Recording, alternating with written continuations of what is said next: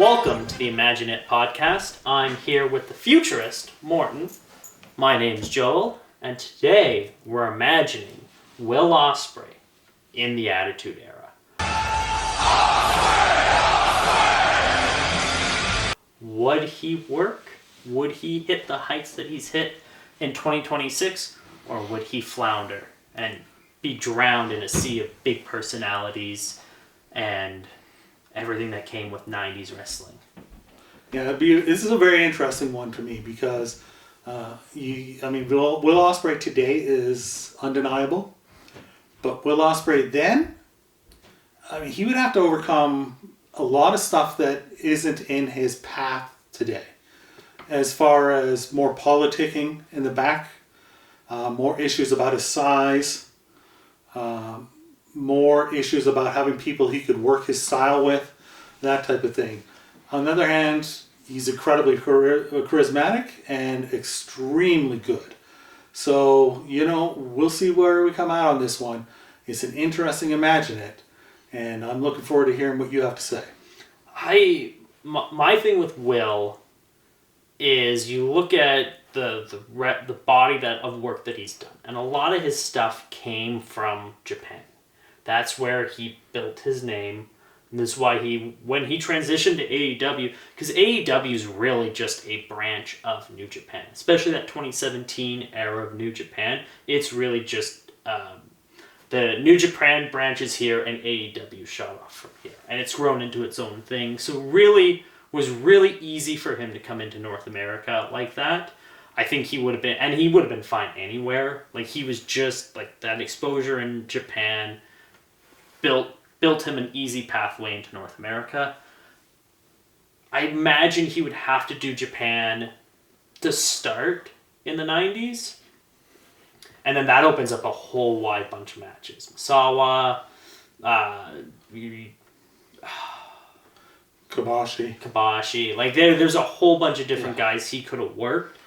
But does that help get him in a better spot in the North American market?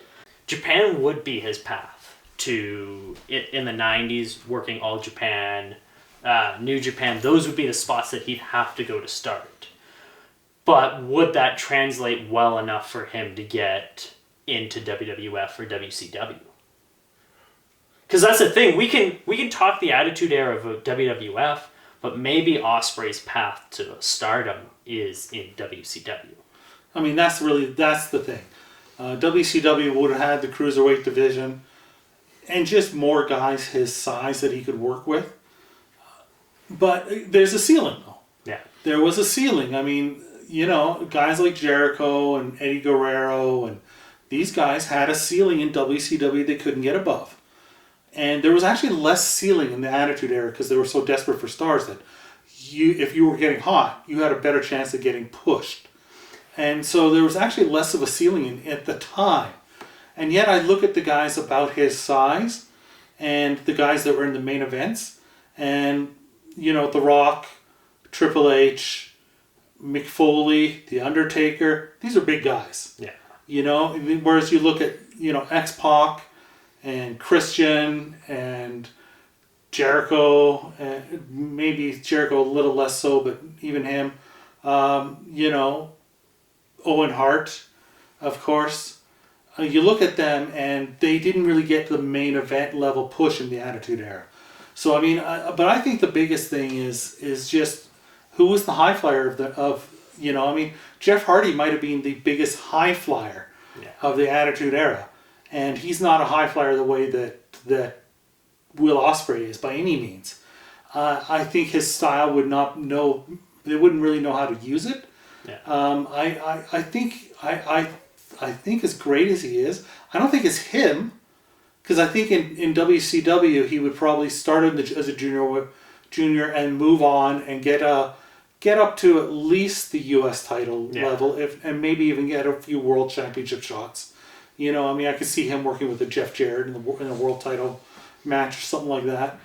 Like, he maybe could get to that level. Maybe, but he probably would be capped in WCW at the U.S. title, and probably be capped in WWE Attitude Era because of just politics and just the attitude of the man in charge and size-wise, I don't think he'd get past the mid-card, to be honest with you. I think the mid card is probably where realistically I see him landing, but because like the thing is, you look at the guys at the top at that time. Would Austin wanted to work with Ospreay? Would Hunter want to work with him? Would Rock want to? Like those, like Taker. Would those four wanted to? All but Hunter.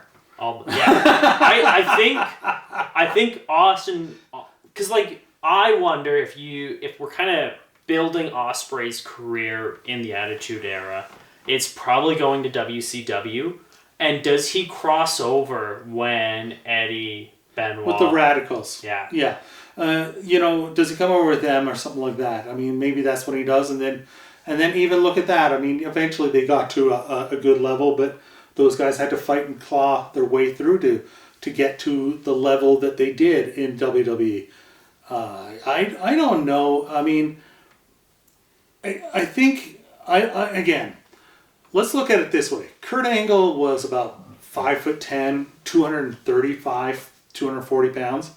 Will Ospreay is about 6 foot, 215, 220. Yeah. Maybe 225 at his biggest. Vince McMahon said, we're going to put the belt on Kurt Angle in a creative meeting. And Hunter looked at him and said, he's too small. And Vince looked at Hunter and said, well, what would happen in a shoot fight between you and Kurt Angle?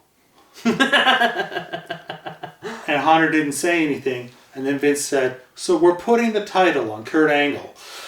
Well, but the mindset, too small. Kurt Angle was an Olympic gold medalist, so he got over that mindset. Will Ospreay is not an Olympic gold medalist and would have a lot harder time. I think he would have a lot of a harder time. As much as I love Ospreay, and like I've always told you, like when I go to watch wrestling live, one of the things I'm always looking at is the way the guys move in the ring, the way their feet move. Because the way the feet move tells you how comfortable they are, how competent they are. And two examples are Kenny Omega and Will Ospreay. When you watch how they move, Omega was coming out for his entrance, and it was like he was walking on a cloud. And it's the same thing watching Ospreay live. It's like he's walking on a cloud. So it's like he's incredibly talented. He's incredibly talented, but I do think the Attitude Era wouldn't get out of its way, and I think Will would ultimately get jam-logged in that middle part, and we wouldn't see his career really take off until TNA. Well, again, you look at his TNA would probably be where he would go and thrive. Yeah. Because he would have been able to face, and Kurt Angle and AJ and Samoa Joe and these, Christopher Daniels, these guys that ended up also or were in TNA. So, Will Ospreay is also somebody who I can't picture him being Val Venus. You know what I mean? No, there's no gimmick. There's no gimmick that he's going to sit there and go, that fits in with the road dog, the pimping ain't easy, the sexual chocolates of this world. So, You don't see him being sexual white chocolate? I see you being that. But no, I think that's another thing is it was a very gimmick heavy era.